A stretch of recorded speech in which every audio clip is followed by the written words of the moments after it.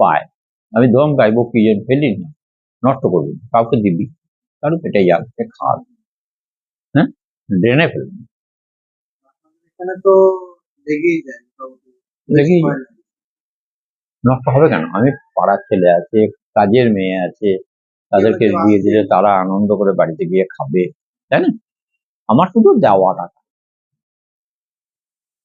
আমি যদি কাজের মেয়েটাকে খানিকগুলো লুচি দিই, মিষ্টি দিই, দই দিই, তো সেইগুলো নিয়ে গিয়ে তার তো নাতিপুতি ছেলে মেয়ে আছে, হ্যাঁ, তাই না?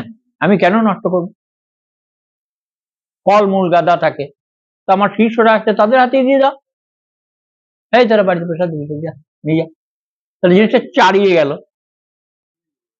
আমি একা খাবো, একা পড়বো, একা নেবো, এই জন্য তো না, এটা সংসার না। হ্যাঁ, যে সংসার থেকে বছরে 20খানা শাড়ি, 20খানা ধুতি, 20খানা